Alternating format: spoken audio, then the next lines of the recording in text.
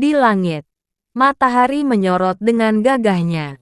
Suasana perkampungan pagi menjelang siang nampak tidak terlalu ramai, karena masing-masing orang terbelenggu pada kesibukannya sendiri.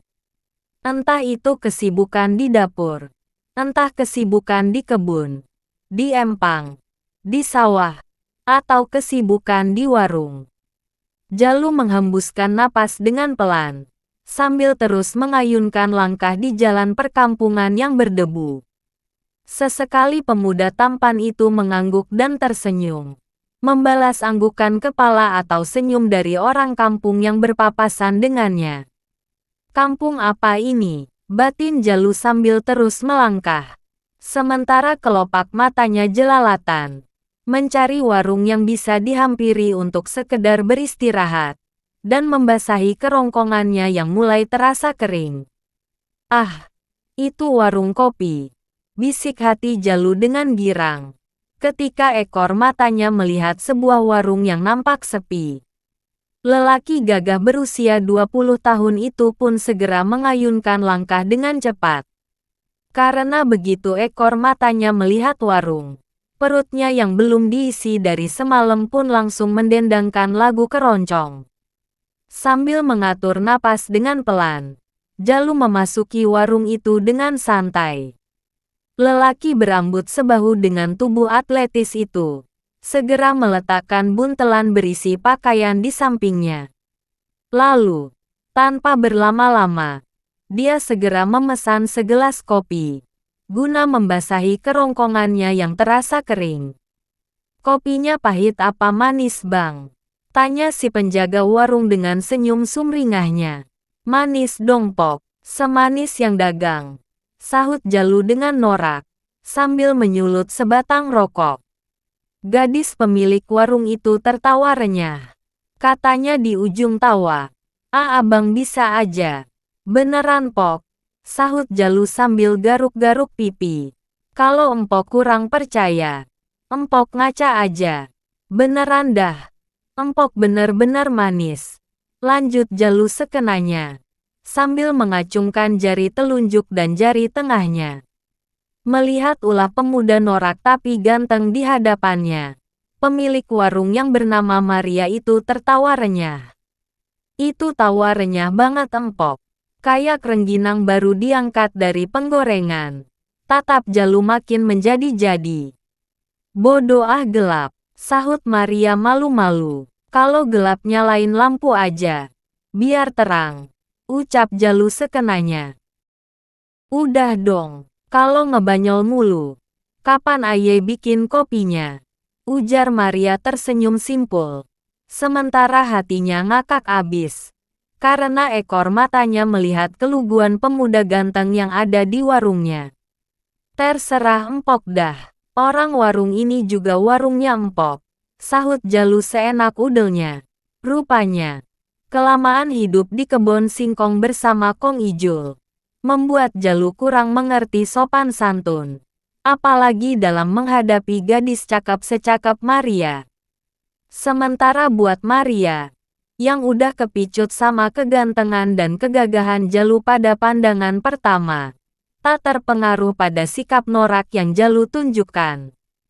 Gadis cantik itu sudah terpesona pada pandangan pertama. Ya, terpesona pada pandangan pertama. Sambil mengaduk kopi manis pesanan Jalu, ekor mata gadis itu terus melirik ke arah lelaki ganteng dan gagah yang sedang asik menikmati asap nikotin di tangannya. "Rejeki emang kagak kemana," bisik hati kecil Maria kegirangan. "Gini hari udah dapat pembeli yang ganteng," lanjut hati kecil Maria dengan ganjen. Sementara ekor matanya terus mencuri pandang ke wajah ganteng milik Jalu.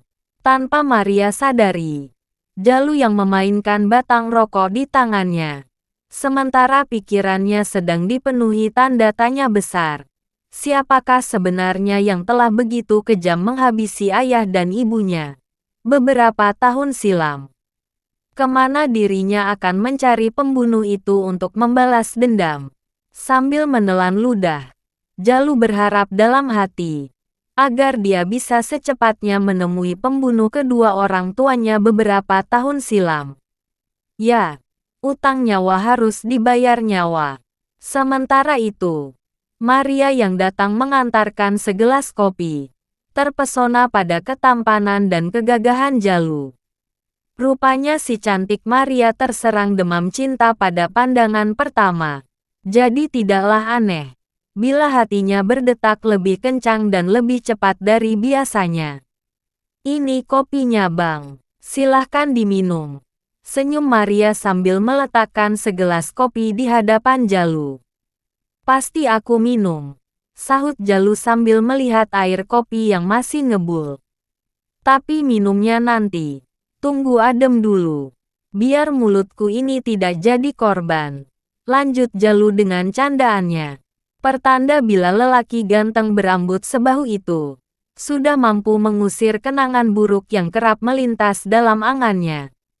Kenangan yang kerap melintas dan menghantui hari-hari dalam hidupnya.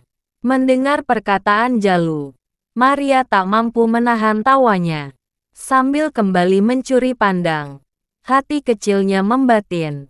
Ini orang, udahnya ganteng, kocak lagi. Kalau ketawa, jangan suka ditahan. Nanti sakit perut, sama ama kentut. Tawa juga kalau ditahan bikin sakit perut. Senyum Jalu setelah menghembuskan asap rokoknya. Ih, jorok ah, ujar Maria sambil melototkan matanya. Maria pasang muka galak. Tapi yang Jalu lihat, wajah cantik itu malah bikin gemes. Nggak jorok empok. Kentut itu kan manusiawi. Dari pelayan yang suka ngebersihin kandang kuda, sampai lintah darat yang suka ngisepin darah orang kecil, pasti suka kentut. Jadi, kentut itu manusiawi, ujar Jalu. Tapi memang, kentut itu berkaitan dengan sopan santun. Kalau orang sengaja suka sembarangan kentut, berarti di sekelilingnya gak ada yang perlu dihormatin. Kalau ada rasa hormat, gak mungkin dah orang sembarangan asal kentut. Lanjut Jalu panjang lebar. Terserah apa omongan abang dah, sahut Maria sambil menahan tawa.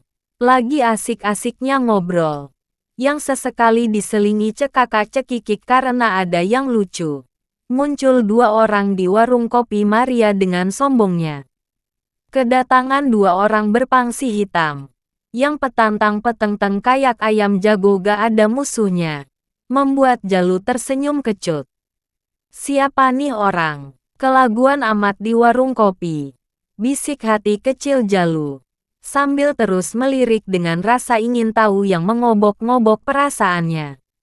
Sementara dengan keramahan sang pemilik warung, meski hatinya dongkol karena keasikannya dengan lelaki cakep terganggu, Maria pun menyapa tamu di warungnya dengan suara lembut. Bang Kuple dan Bang Somad, mau ngopi apa mau langsung makan gado-gado? Kalau boleh sih langsung makan elu, tukas Kuple sambil garuk-garuk pipinya. Mendengar candaan yang kurang ajar itu, wajah cantik Maria langsung berwarna merah dadu. Ingat, Bang, ingat, dia itu incerannya Bang Jabrik, bisik Somad pelan. Kagak peduli dengan peringatan kawannya, Kuple malah tertawa garing ke arah Somad. Lalu katanya dengan jakun turun naik kayak tali timba. Elu makin hari makin botoh aja. Bikin setiap mata lelaki susah berkedip. Orang kata, sahut Somad menimpali kata-kata Kuple. Jakunnya udah turun naik kayak gagang pompa. Lanjutnya dengan pikiran ngeres. Kalau aja si Bahenol itu nggak lagi jadi incerannya Bang Jabrik, udah gua culik tuh si Bahenol montok. Mendengar ucapan tamunya yang makin kurang ajar, Maria melotot galak.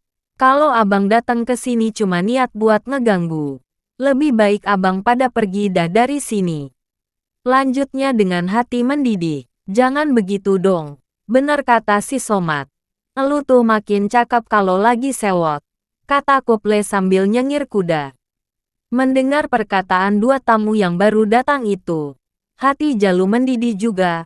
Menurutnya, Kata-kata dua tetamu itu sudah kurang ajar, tidak menghargai perempuan sama sekali. Jalu menghembuskan napas dengan gusar. Hatinya udah gedebak-gedebuk kayak beduk lebaran. Bujuk buset. Lagi marah aja cakap ya, pantesan kalau Bang Jabrik kepengen banget jadiin elu bini simpenannya. Ungkap Somad sambil ngakak. Abang sebenarnya kemari mau ngopi. Apa mau bikin hati saya kesel sih?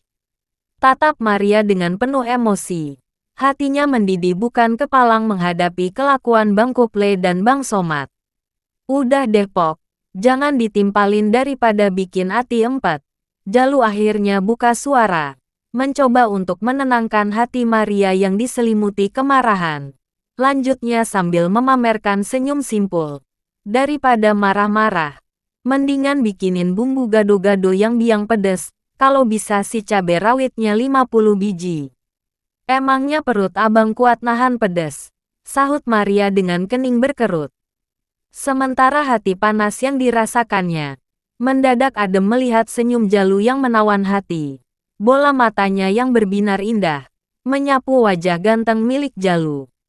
Kok cakepnya banyak banget bang, kata Maria tanpa sadar. Sedetik kemudian, perempuan cantik itu menunduk dalam-dalam setelah menyadari ucapannya.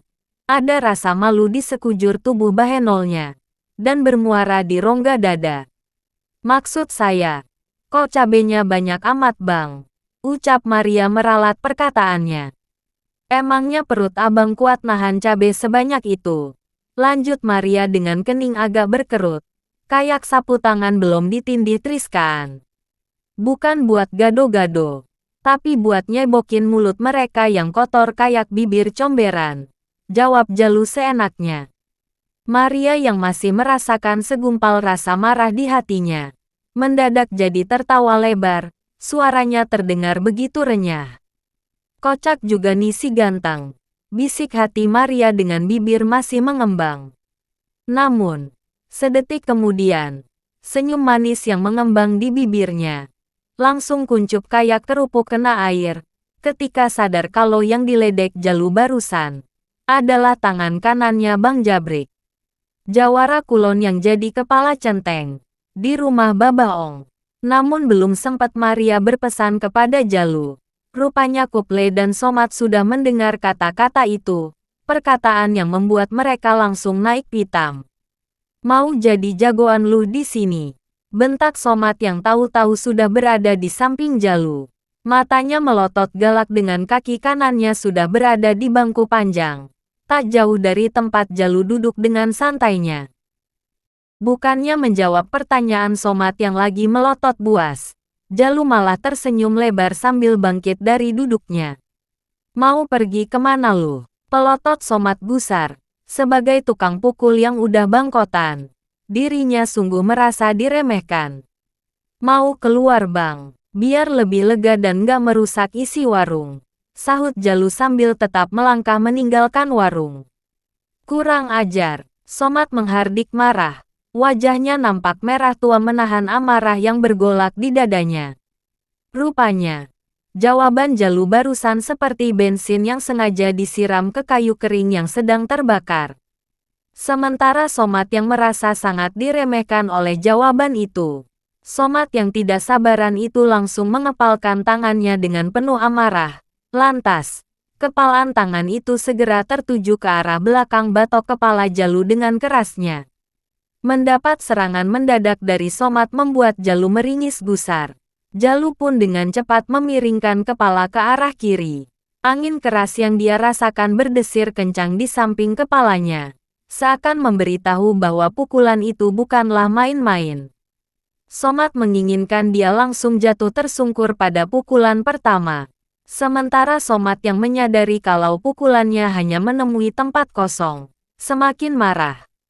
Darahnya mendidih, apalagi waktu melihat senyum Jalu yang seperti sengaja mengejeknya, membuat wajahnya semakin menunjukkan kesal, akibat tersiksa oleh rasa amarah yang begitu menggumpal di hati. Pantesan lu banyak omong, rupanya lu punya mainan juga. Maki Somad sambil pasang kuda-kuda sebelum kembali menyerang. Kalau emosi jangan ditahan bang. Mendingan urusan kita diberesin di luar aja. Biar nih warung dan isinya gak berantakan, sahut Jalu sambil melangkahkan kakinya. Somat yang sudah pasang kuda-kuda segera bergerak, menarik tangan dan kakinya, sambil bertolak pinggang. Ujung matanya melirik ke arah Kuple, seakan minta persetujuan. Somat menghembuskan napasnya dengan keras, ketika ujung matanya melihat Kuple menganggukkan kepala sambil membanting singkong goreng dengan keras. Kuple membanting singkong goreng yang masih separuh dengan keras. Lalu katanya dengan berat sambil menahan emosi. Kita penuhi kemauan anak tengil itu, biar kalau mampus dia kagak jadi setan penasaran. Somat yang malu bercampur marah lantaran serangannya hanya menemui tempat kosong. Akhirnya menganggukkan kepala. Dengan langkah lebar Somat mengekor langkah Kuple meninggalkan warung. Di luar warung, Jalu sudah menanti dengan santainya. Kuple dan Somat langsung berdiri kokoh namun angkuh. Kedua centeng sang lintah darat itu berdiri di samping kiri dan kanan Jalu. Melihat gerakan kedua tukang pukul itu, Jalu pun bersiaga penuh. Ekor matanya melirik ke arah Kuple dan Somat dengan kesiagaan penuh, dan siap siaga menghadapi serangan musuhnya. Di langit, matahari siang menyorot dengan angkuhnya. Beberapa detik kemudian, nampak Kuple sudah mengirim pukulannya ke arah dada bidang Jalu. Menghadapi serangan itu, dengan cepat Jalu bergerak ke kiri, sambil telapak tangannya meluncur deras ke batok kepala Kuple. Tetapi sebagaimana pukulan Kuple, pukulan Jalu pun mengenai tempat kosong. Ya, keduanya menghindar serangan sambil balik mengirim serangan. Walhasil, keduanya hanya mampu menghajar tempat kosong. Hanya mengenai angin semata. Hebat juga nih orang, puji Jalu. Seraya menundukkan tubuhnya, menghindari serangan selanjutnya dari Kuple. Sambil terus menghindar dan sesekali balas menyerang, Jalu memperhatikan setiap serangan Kuple, yang ingin segera melumpuhkan lawan dengan tenaga penuh namun terukur. Somat yang menyadari bahwa serangan Kuple yang mematikan itu tak satu pun yang mengenai musuhnya, maka tanpa menunggu perintah, dia langsung menyerang Jalu, tepat di arah kepala. Menyadari adanya serangan mendadak ke arahnya, Jalu segera menjatuhkan tubuh kekarnya. Membuat pukulan keras yang dikirim Somat tak mengenai sasaran. Sebelum bangkit dan berdiri kokoh, Somat kembali menyusul dengan serangannya. Pukulan beruntun dari Somat ke wajahnya memaksa Jalu menggerakkan kepala ke kiri dan ke kanan guna menghindari serangan itu. Namun pada akhirnya, Jalu memanfaatkan sedikit peluang yang dimilikinya. Jalu dengan kekuatan penuh menendang selangkangan Somat. Tendangan keras yang membuat Somat berteriak histeris karena sakit yang bukan kepalang. Lantaran kantong menyan miliknya terkena tendangan Jalu. Keadaan yang membuat Somat jatuh terduduk. Dengan kedua telapak tangan yang terus memegangi kantong menyan miliknya. Yang sakitnya terasa bukan kepalang. Dasar bedebah, cari modar nih bocah. Sumut Kuple dengan wajah merah menahan gelora amarah yang bersarang di hatinya. Kuple segera mencabut goloknya. Dengan kekuatan penuh, golok yang ada di tangan Kuple dengan cepat menuju ke arah Jalu. Melihat serangan tanpa ampun itu, Jalu segera bersalto 2 kali ke belakang. Tak membiarkan lehernya menjadi sasaran empuk dari golok milik Kuple. Ketika menyadari kalau serangan pertamanya gagal total, Kuple segera menghentikan tebasannya dan berganti dengan tusukan. Gerakan golok itu sangat cepat menuju jantung. Namun, di saat ujung golok itu berjarak sejengkal dari dada bidang Jalu, pemuda tampan berambut sebahu itu menggelengkan tubuhnya dengan kecepatan penuh. Sehingga serangan kejam yang mematikan itu kembali menemui tempat kosong. Lantas dengan cepat, telapak tangan Jalu segera menyekal pergelangan tangan Kuple yang menggenggam gagang golok. Tetapi tanpa Jalu duga sama sekali, Kuple segera melepaskan gagang golok yang dipegangnya. Dan dengan cepat tangan kiri Kuple menangkap gagang golok tersebut. Lalu dengan kekuatan penuh, tangan kiri yang sudah memegang golok itu ditebaskan dengan cepat ke muka Jalu. Serangan refleks yang membuat Jalu tak bisa menghindar lagi. Segera memiringkan tubuhnya dengan cepat, membuat tebasan Kuple itu hanya berjarak 2 senti dari wajah gantengnya. Kemudian, dalam waktu sepersekian detik, Jalu memukul dada Kuple dengan menggunakan pundak kokohnya. Pukulan pundak yang memaksa Kuple mundur beberapa langkah, dengan sedikit rasa sakit di dadanya, dan tak mampu menyembunyikan rasa kaget di wajahnya. Boleh juga mainan nih anak, puji Kuple dalam hati, sambil menahan sedikit rasa sakit yang bersarang di dadanya. Jalu sengaja tidak menggunakan elang, nama golok pemberian gurunya, karena gagang golok miliknya berbentuk kepala burung elang. Karena menghadapi serangan beruntun dari Kuple, masih mampu dihadapinya, meski dia lebih banyak menghindar daripada balas menyerang. Jadi, untuk saat ini, Jalu merasa tidak perlu mencabut elang untuk keluar dari sarangnya. Untuk menghadapi musuh kali ini, cukuplah dengan tangan kosong. Pertarungan hidup dan mati antara Kuple dan Jalu terus berlangsung dengan sengit. Nampak golok di tangan Kuple menari-nari dengan liarnya. Sementara Jalu yang masih menghadapi dengan tangan kosong, tak kalah gesit dalam menghindari setiap serangan Kuple kepadanya. Bahkan, sesekali nampak Jalu mengirim pukulannya, meski mampu dihindari Kuple. Semakin lama, pertarungan itu kelihatan semakin sengit. Dari pintu warungnya, Maria melihat perkelahian itu dengan tatapan penuh khawatir. Dan tanpa Maria sadari, tumbuh rasa was-was yang bersarang di lubuk hati Maria kepada Jalu. Gadis cantik itu menggigit bibirnya kuat-kuat, di antara gerak bening bola matanya, yang terus menyaksikan perkelahian sengit yang berlangsung di depan warungnya. Berhenti, tiba-tiba terdengar suara bentakan yang sangat nyaring. Suara bentakan yang secara otomatis menghentikan gerakan Kuple maupun gerakan Jalu.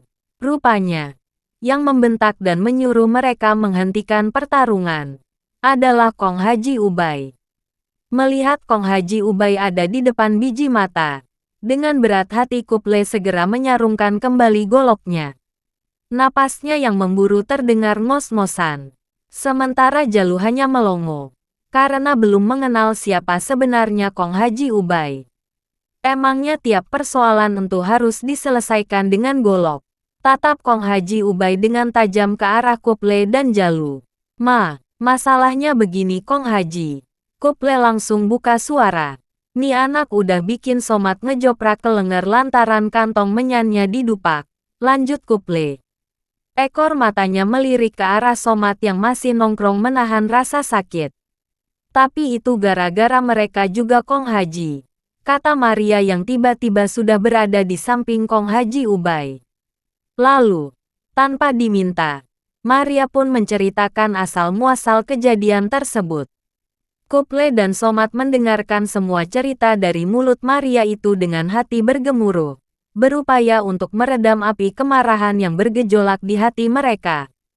Sedangkan Jalu hanya bisa tersenyum sumringah, melihat Maria yang berdiri di samping Kong Haji Ubay, nyerocos kayak petasan cuplik, menceritakan hal ihwal awal terjadinya pertarungan. Kong Haji Ubay yang dalam hati sudah menduga, kalau biang keladinya pasti Kuple dan Somat, hanya mengangguk-angguk kayak burung gereja lagi matokin beras.